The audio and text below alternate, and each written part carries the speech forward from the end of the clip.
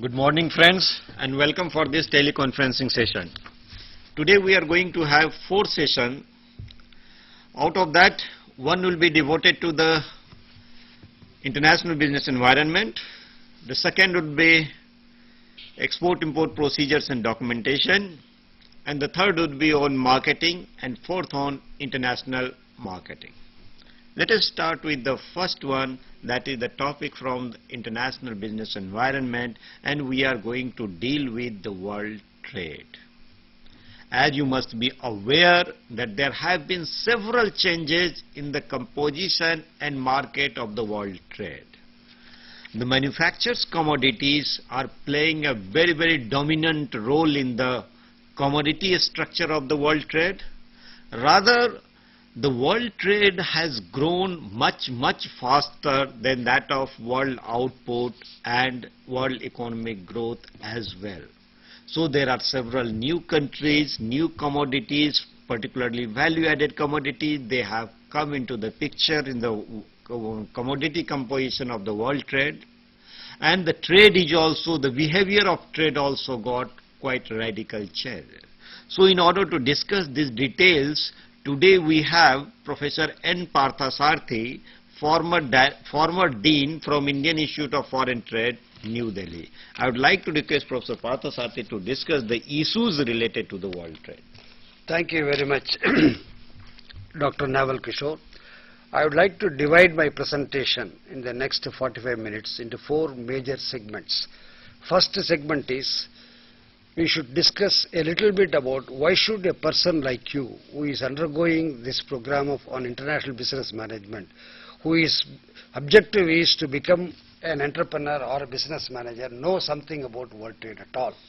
After all, this is better left to bureaucrats, politicians and academicians. So, the second session is, what are the trends in terms of countries, regions in recent years as far as the global trade expansion is concerned. The third part of the session will be, how does the world trade look in terms of structure by broad commodity groups. The fourth will be, from these trends and structure, what are the lessons that one can draw? Lessons that can be drawn by a developing country at the macro level, and lessons that can be drawn by an individual exporter or intending exporter like you. So now let us start with the first one.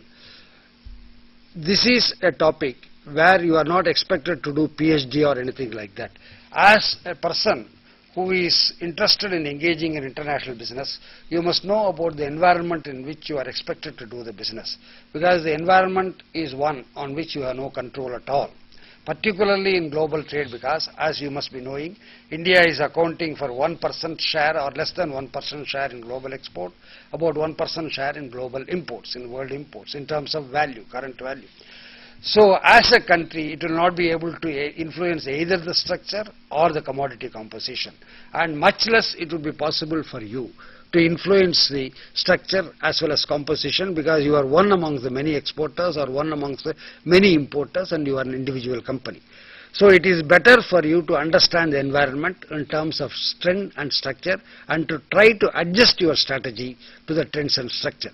That is, which are the products that are becoming popular in terms of demand in global trade, which are the products for which you have to face competition, which are the countries which are emerging as leading exporters and importers, which are the regions which are emerging as leading exporters and importers.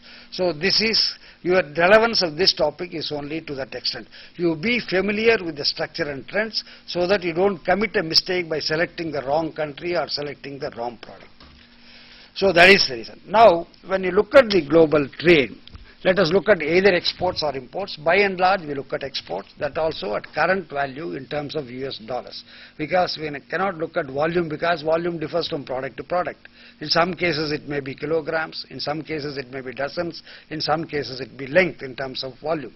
So better thing is to look at in terms of current value, because you cannot convert everything into constant value because of inflation, deflation, etc. So look at the current value. As Dr. Naval Kishore said, global trade has grown very fast in recent years. In fact, it is the most dynamic element as far as international trade is concerned. Particularly in very recent years, it has grown very fast since 2000 or so. today means when I talk about today, I am talking about slightly outdated data because the completed data for 2005 are not yet available. It will take about 1 year to compile data for all the countries and put them together. So we talk about today in 2004. Completed data for 2004 shows that the global exports or imports are of the value of US dollar 9 trillion, which means $9,000 billion. Imagine during the 60s, it was only 60 billion. Where is 60 billion? Where is $9,000 billion? So it has grown fantastically. And recent years, as I said, between 2000 and 2004, it has grown much faster. And particularly during 2004 or 2003, it has grown very, very fast. For example, China's exports grew by 35% in 2004 over 2003. Our own country, India's exports, grew by 32% in 2004 in terms of value, US dollars, at a level which is achieved in 2003. Then you have CIS countries whose exports have grown by 37% in 2004 over 2003. Then your Russian Federation, whose exports have grown by 35%. Brazil's exports have grown by 32%. So you will find that world exports or world imports have grown very fast and faster than, as Dr. Naval Kishore said, growth in world output. You must have been reading in papers that India's exports last month grew by 40%, 28%, etc. Our own GDP is expected to grow only by 8%. Whereas exports are growing by 20%, 28% last year. In 2004, as I said, they grew by 32%. So it has become the most dynamic element in global trade. But unfortunately, this growth is not uniformly distributed over all the regions or all the countries. So let us look at the performance of global trade in terms of structure. Which are the countries which have done very well, which are the regions which have done very well.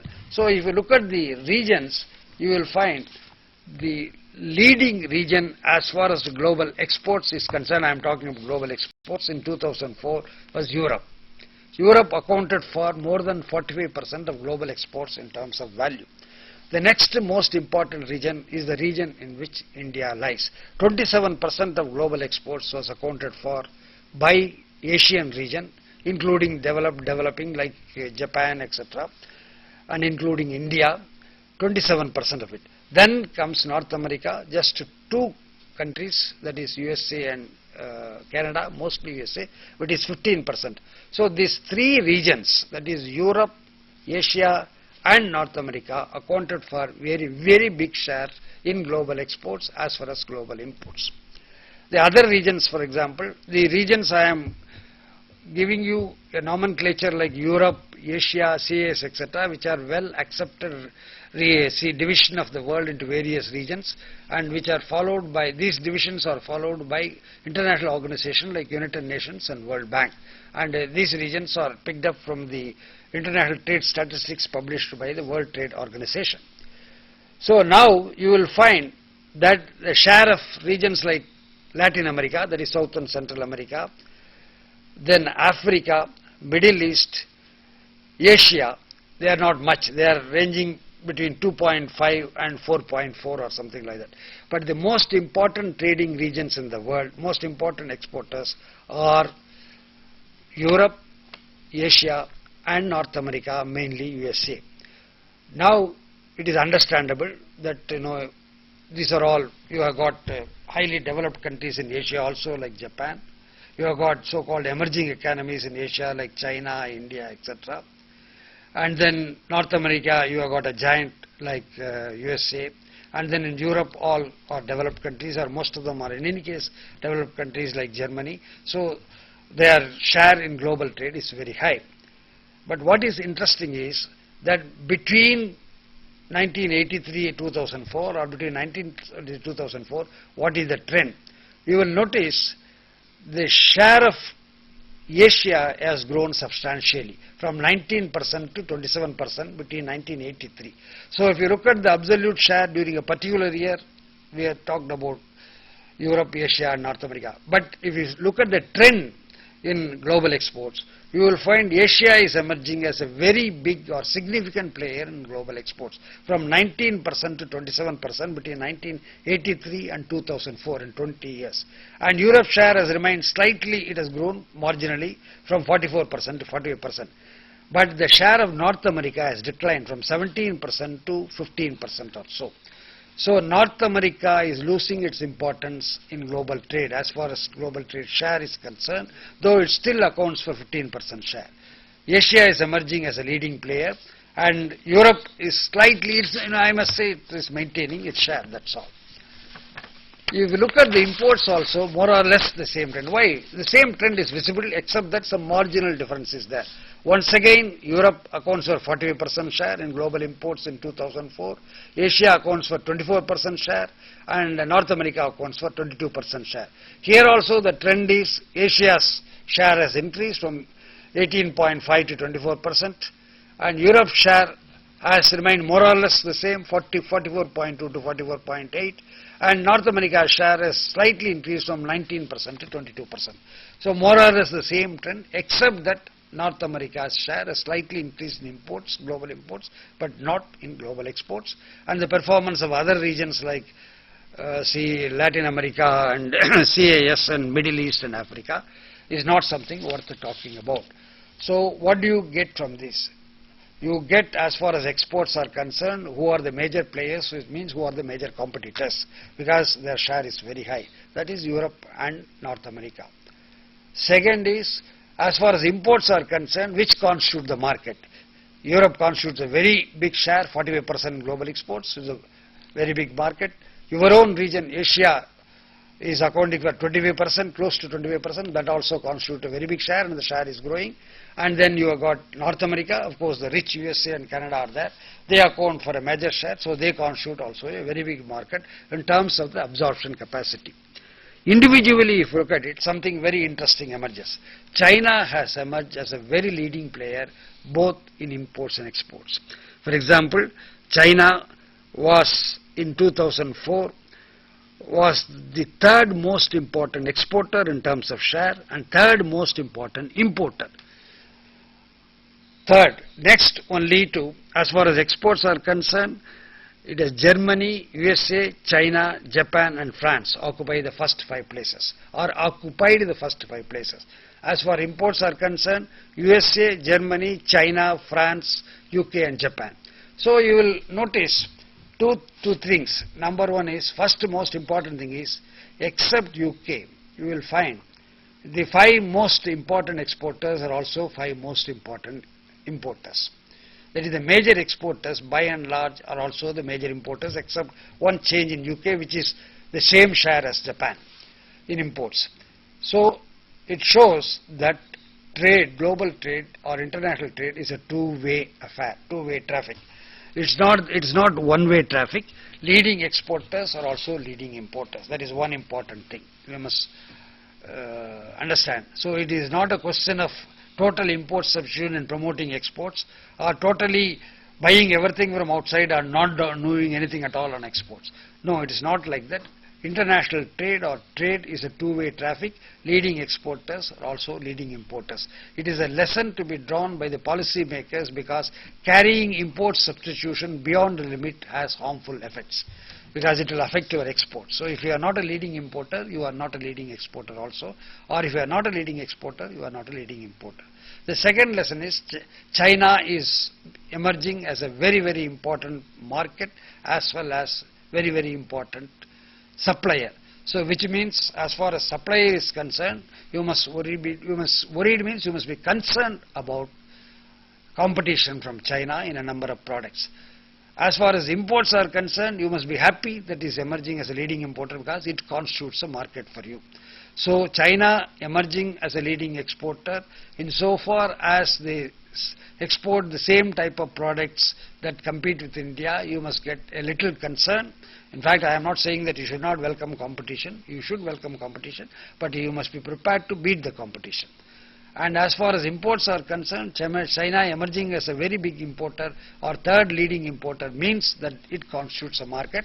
And China, as you know, is in the same region as India, and it's not very far from India. So logistically, you will have much less problems in exporting to China as a market for your product as compared to distant countries in Latin America or North America or Europe. So this is as far as structure is concerned. So it is broadly about the major countries, major regions. So you have come to know about which are the major consumers of products, who are the major exporters of products, and among the regions which are the major countries which are constituting the market as well as constituting a competition, a source of competition for your products. Now let us look at the second part of it, commodity structure. If you look at the commodity structure of global trade, as already been pointed out by Dr. Naval Kishore, one thing has emerged very clearly, that is manufacturers are becoming very, very important as products which are giving you valuable dollars. Now, please don't get confused when we use the term manufacturers. Manufacture is a term which covers right from simple manufacture like a pin to a sophisticated manufacture like a computer or aircraft. So, if you look at the international trade classification accepted and done by various countries and by international organizations like UN World Bank, they divide the product groups into products into three groups, broad groups. One is agricultural products, which means items which are consumed, food items like rice, wheat, pulses, vegetable oils, coffee, tea, etc. Second is the raw materials which are used, for example, like raw cotton, raw coir, raw jute, all these things, raw materials which are used in the manufacture of finished product, which are agricultural based, marine products, cashew, everything come under agricultural products. Then comes mining products and fuels, which are, as you know, ores and then petrol and non-ferrous metals. This is the second group. The rest are all manufactures. Wherever there is a little bit of value addition, that if you convert, let us say, raw cotton into cotton yarn, it becomes a manufactured item. If you convert cotton yarn into cotton textile, it becomes a manufactured item. If you convert iron ore into steel, it becomes a manufactured item. So even a simple manufacture is classified as a manufacture.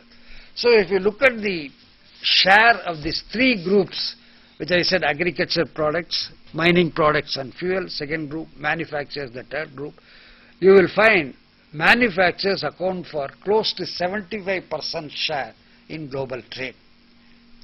For the latest year, it is 74%, which is slightly less than the previous year, but anyway, it is 75%. Not only manufacturers account for 75% share, it is growing also. It has grown from 70% in 1990 to, in 10 years' time, to 75%. So, not only manufacturers account for a substantial share, 3/4 share in global trade, global exports in terms of value, but their share is also growing. The share of agricultural products was only 9% in 2004, and that of mining products and fuel was 14%. Mind you, this 14% is slightly misleading because out of this, petrol alone accounted for 11%. So if you knock out that 11%, the remaining mineral ores and non-ferrous metals accounted hardly for 3%. So you have 9% share of agricultural products, of which food items accounted for 7%, raw materials account for the remaining 2%.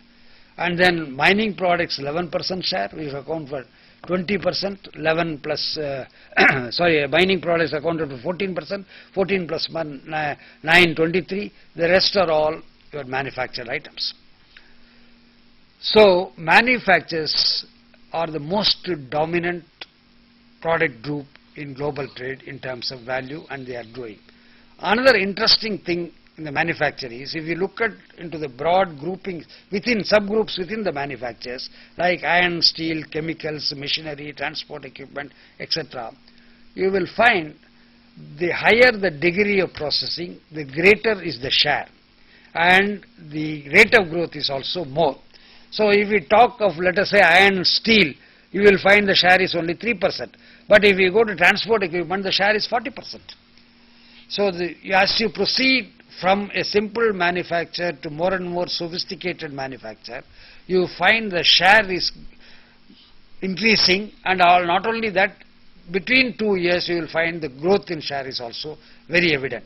So this means the world is going in towards purchasing or exporting more and more manufactured items. You can ask me a question now. You may have doubt in your own mind, but what does it mean? That people don't want to eat or what? For example, things like agriculture products, food, and if they want to produce manufactured items, they need non-ferrous metal, they want ores and minerals. If you want to produce steel, you want iron ore. So how is it that in spite of all these things, they need all these things, but still they are not being traded because the share is not very high? Please remember, I am not saying it is not growing. In terms of value, the export value of agricultural items and mineral products are growing. Is growing, no doubt about it. But the share is coming down because of the fact the rate of growth of manufactured items is outstripping the rate of growth of minerals and agricultural products as far as export is concerned and as far as imports are concerned. So the trend is exporting items in more and more value added form. So this lesson is, if you are thinking in terms of long-term survival and prosperity in export business, you must go in more and more for value-added items. Your country may be equipped to produce certain items because of geographical and climatic conditions, but you don't have to export them in the form in which you produce them or grow them or mine them, but you try to process them a little more. For example, if your country is equipped to produce tea or coffee or tea and coffee, please try to export them in value-added form, in consumer packs, not in bulk form, because the world goes in favor. For example, if tea is agricultural items, then tea in consumer packs becomes a manufactured items. Coffee, instant coffee becomes a manufactured items. Coffee in consumer packs or ground coffee or coffee powder, etc. becomes a manufactured item. So try to export items even if you are equipped to produce items like tea, coffee, etc. in more and more value-added form. Similarly, if you are equipped to produce iron ore, try to export it in more and more value-added form in terms of steel or steel items. If you are equipped to produce raw cotton, try to export it in more and more value-added forms, cotton textiles, cotton yarn, cotton garments, etc. So if you are equipped to produce raw jute, try to export more and more of jute in manufactured form, jute manufacturers, jute corporates, etc., not in raw jute form. So manufactured items are becoming more and more important. Now, if you look at this is overall global, but then you may have a doubt. It's all right, globally manufactured items are growing very fast and their share is 75% or more than 75% in global trade in terms of value. But it may not mean that every country, every region is equipped to produce manufactured items because of the fact they may not have been developed. So maybe out of the 75%, the major share is only by developed countries and not by developing countries. So what is the fun? I am in a developing country, I may not be able to compete with developed countries because the manufactured items I am not in a position to produce. So let us break it down into region-wise exports of product group, region-wise exports. If you look at the percentage share of product groups in total exports region-wise, you will find that Europe, the share of manufactured in Europe's exports is 80%. And the share of Asia, share of manufactured in Asia's exports is 84%. Asia, in fact, is the leading region. 84% of Asia's exports is manufactured items. 80% of Europe's exports is manufactured items. 76% of the North America's export, USA, Canada's export is manufactured items. And you will find, as you rightly guessed, the share of manufactured in the exports of other regions like Latin America, CAS, Africa and Middle East is not much, but then they are around 25% or so. But then Middle East is equipped with oil and they are exporting crude oil mostly, and so it is a primary product, it will come as a mineral, so the share is only 22%. So you will find in manufactured items exports, the leading regions are once again the same regions which are leading regions in global trade, that is Asia, Europe and North America, as far as exports are concerned. But what is more interesting is the next point which I am trying to make. Okay, if you want to export items, you have certain problems because you can export only those items for which nature has endowed you with raw materials or climatic conditions. You can ask me, for example, a country like Ghana can export only cocoa because it depends mostly on cocoa. A country like Kuwait can export only oil because it is equipped to produce oil. So developing countries are dependent on one or two or three products which are mostly in primary form. So they can export only those things. So maybe it's quite right. But then when you are turning to imports, what does the picture look like?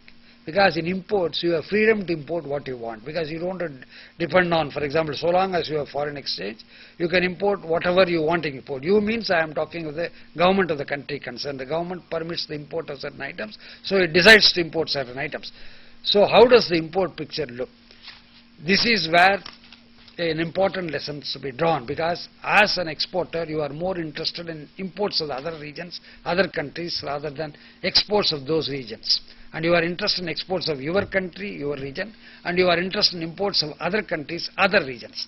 So if you look at the import figure, you will find very interesting thing. For example, in no region, the share of manufactured in the region's imports is less than 70%. Even regions like Middle East, where manufactured exports did not constitute more than 25% of their exports, the share of manufactured in imports of Middle East is 80%. That means when it comes to the question of imports, they want to import mostly value-added items. Similarly, the share of manufactured, the imports of North America is 76%. Asia, where we found 80% of exports is manufactured items, 70% of the imports are manufactured. As I said, in no region, including Africa, Middle East, South and Central America, that is Latin America, CIS, etc., where the share of manufactured in the exports of the region was not much, the share of manufactured in imports of region is very high, more than 70%. In no case it is less than 70%.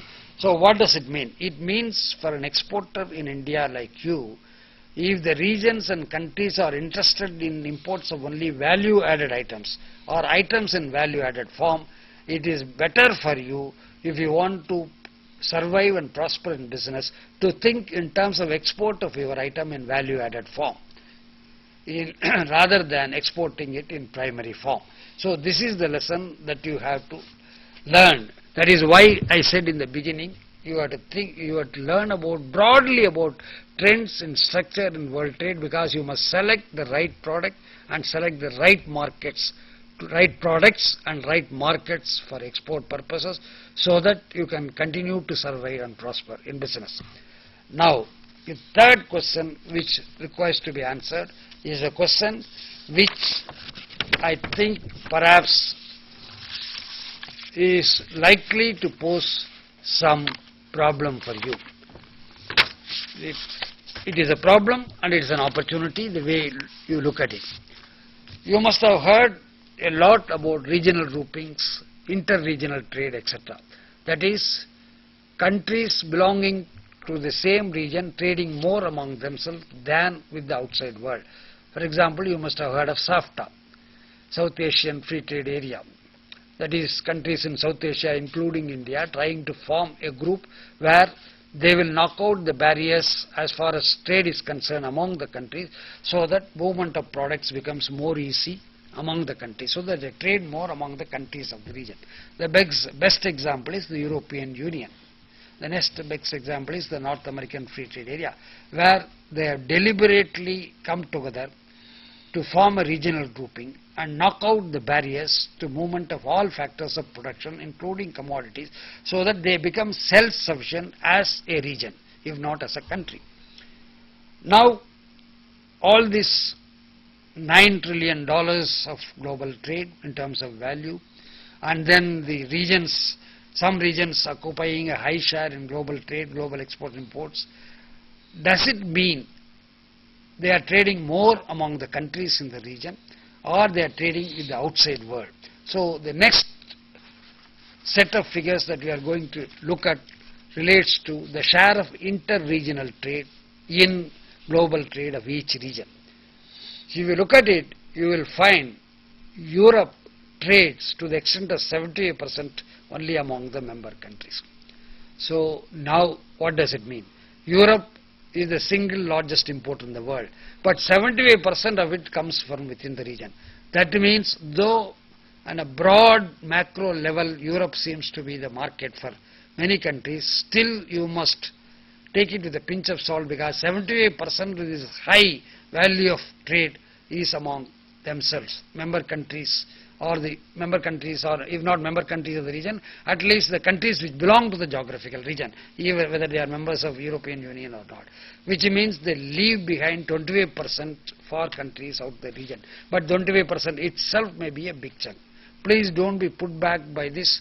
It may be a problem that 75% they trade among themselves, but the opportunity is 25%, which is a sizable share of the big cake, that is their value of imports is quite high, is available to you. So try to get into that area where certain products are not available within the region, or they don't want to buy from this region.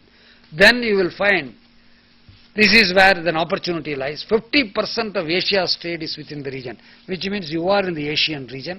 Geographically you are close to the other Asian countries. So this is an opportunity for you.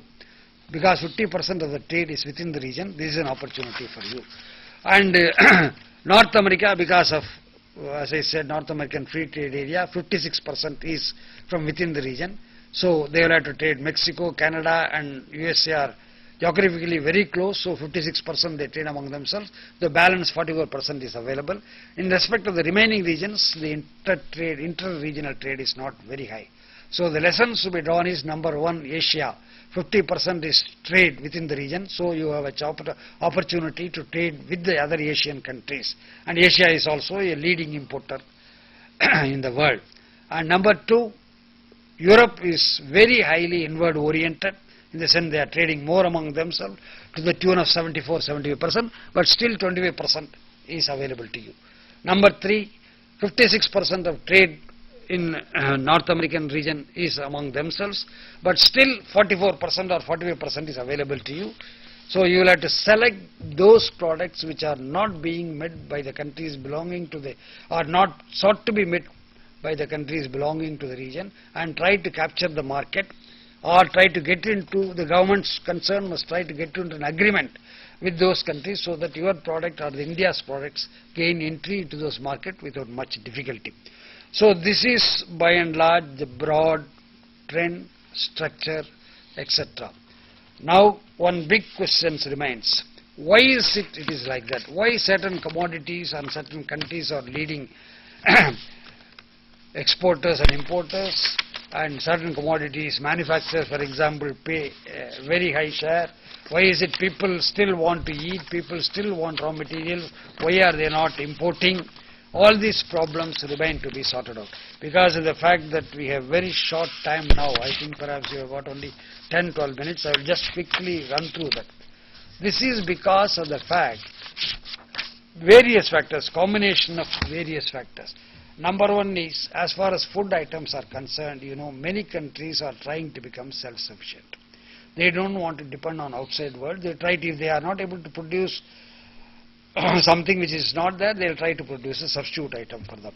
So this is an area where they don't want to depend outside world, they don't want to depend on imports. So that is one thing. Second thing is, even when they depend on outside world, when the income grows, the demand for food items do not grow very fast. Because after all, if your income is doubled tomorrow, you are not going to drink 2 times the cups of tea that you are drinking today, or you are not going to eat twice the quantity of rice or wheat. Perhaps you will go in for a better, high quality, high price item, that's all. Maybe if your income is doubled, your expenses on food items will grow by 10%, 15%. But you like to spend the extra income, for example, on furniture, on textiles, on going on, see, as a tourist going on picnic, etc. So the tendency all over the world is, as incomes increase, they are not spent proportionately more on food items. So this is what they call technically demand inelasticity. That is, the demand for food items do not grow as fast as the income grows. So you have this problem. So when income grows, you find the imports of food items grow, but not very fast, so that the share comes down. As far as raw materials are concerned, you know very well that raw material input is coming down for the same unit of manufacture of output. For example, products are becoming thinner and smaller in size. So you don't need that much of raw material to produce the same quantity of output today as you needed some years back. So what happens, for example, things are becoming lighter, your buckets are becoming lighter, your cycles are... Look at the cell phone. Cell phone is the best example. You can have a cell phone which is of the size of smaller than your palm. So that means, instead of having a very big telephone instrument, etc., you have a small thing, which means it requires less raw material for producing 1 unit of the product. So because of technological development, the input-output ratio is changing. So you produce a product which is smaller in size, thinner, etc., so that you don't need as much raw material as required. The second thing is synthetics and others are giving a lot of competition to natural raw materials. Cell phone itself, for example, take the telephone. Earlier, you had aluminium wire, copper wire, which is laid down for landline telephones. So a country which produces copper used to feel that there will be a lot of demand for copper because telephone industry is expanding. But today, cell phone don't depend on copper. They are dependent on airwave. So you don't need copper at all. So the demand for copper has drastically come down as far as telecommunication industry is concerned. So the demand for steel has come down because plastic is replaced. Demand for cotton has come down because of plastic is replacing. Demand for rubber, natural rubber is coming down because of synthetic rubber. Because of this development of substitutes, you find for demand for natural raw materials may not have come down, but they have not grown as fast as the growth in industrial production. Services sector is becoming more and more important. So the extra income that is generated is spent on services sector. So because of this growing threat posed by the substitute industries, you find that the demand for raw materials is not growing.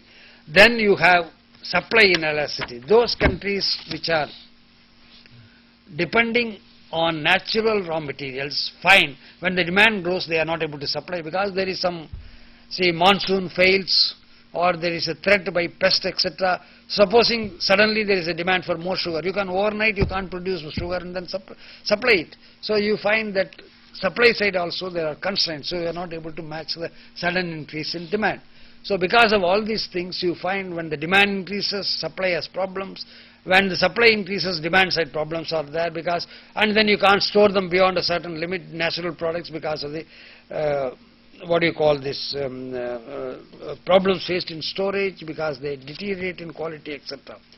And on top of it, you find that the countries, as I said, are trying to protect their industries, trying to protect their agriculture by protectionist policies, maybe in tariff protection, non-tariff protection, voluntary export restraints, and then you must have heard and read a lot about subsidies, etc., countervailing duties, where they protect their industries, particularly industries like steel, agriculture, etc., by providing export subsidy, by providing producer subsidy. So even if you want export items, you are not able to compete because they are heavily subsidized. Because of the development that have taken place in the supply as well as demand side and technological developments, you find it is not becoming worthwhile or highly profitable to export or to depend on the export of items in primary form. So you should try to export items only in manufactured forms, which is borne out by the statistics, by the development that have taken place. So you try to select the country, and even if you are exporter of a product in primary form, slowly move. I admit that it's not easy to overnight change over from export of a primary product to a manufactured product. Slowly try to change. There are a lot of problems in convincing the overseas buyer to buy a product from you in a value-added form, but still slowly you must try to change from export of primary products to export of value-added products. And thank you very much, my friends, and thank you very much, Dr. Naval Kishore. Thank you, Professor Parthasarathy. Now I would like to request our participants that if you have any problem, you can ask questions. We will be happy to answer your queries. And now, as you rightly discussed, Professor Parthasarathy, that there have been a lot of change in the commodity and market structure, and a lot of developments also taken place. Trade has becoming, particularly this manufactures commodities playing very important role. In that connection, what strategy do you suggest for India to integrate with the world trade so that India could also pick up the races of development taking place across the globe? See, the basic thing is, as I said, deliberate policy measures. I would not say to discourage exporters of primary products or stop primary product export. Already Government of India has stopped export of certain items in primary form like hides and skin, etc., because they want to encourage the leather industry. So there are certain bans on the export of certain items like that. But give incentives to encourage production of products in more and more value-added form, and try to discourage some sort of a carrot and stick policy. If not banning it, try to discourage exports in primary form, at the same time not losing the market for certain products in primary form. We should not overnight, for example, you must have read in papers, there is a controversy going on. Some people are saying, steel industry is saying that you must ban the export of iron ore, because steel industry should get the iron ore here. And the policy should be to export more and more of steel. But then the danger in that sort of policy is, if you ban the export of iron ore, are you sure that there will be a market for steel? Because you may not export iron ore, you may not export steel. So you may end up. The second is, as I said, technological developments. Maybe a stage will come that the world may not require steel at all. It may go in for some other product, just as they have shifted from steel to a number of areas to synthetic product like plastic. So what do you do with all the steel that you produce? So this is a very, very difficult area. But as a strategy, to the extent possible, a carrot and stick policy where you give encouragement to exports of products in more and more value-added forms and help them in getting the market in value-added form. For example, getting a market share in a product, a packaged, consumer pack, branded, etc. is not very easy. They are entrenched brands. That is why they got these funds, etc. in Ministry of Commerce to promote the exports in branded form. So help them to promote exports in value-added form, promoting India's brands, and then give the exporters encouragement, incentive, etc. to promote products in value-added form. Try to discourage export to the extent possible in primary form. At the same time, looking at the environmental changes, looking at the technological development that are taking place. Suddenly you find that you end up where you don't export primary products in primary form, don't export products in value-added form, then you are nowhere. So look at what is happening in the world. If you find that steel is going to be replaced by plastics maybe in about 10 years' time, then the best policy is to export as much possible as steel or iron ore, and then subsequently change over to something else. So the strategy is, by and large, should be, that is the strategy everywhere.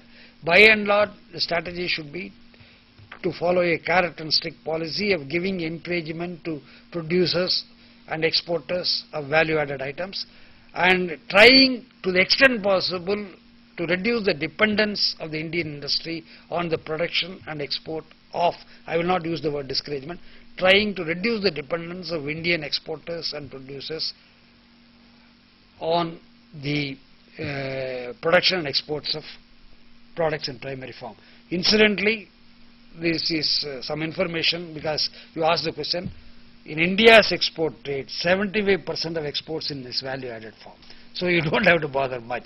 75% of India's exports. As far as the developing countries is concerned, India is in a very happy position. More than 3/4 of India's exports, or close to 3/4 of India's exports in terms of value, current value is in value-added form. So you don't have to bother much about our exports in primary form. So friends, you saw that how this manufactured commodity is playing very dominant role, and world trade is growing very, very fast. Thank you very much. We'll have a break for 15 minutes and we'll start again the second session at 12 o'clock south. Thank you very much, Professor Parthasarathy. Thank you, thank you participants. Thank you participants, and thank you Dr. Naval Kishore. Thank you IGNOU.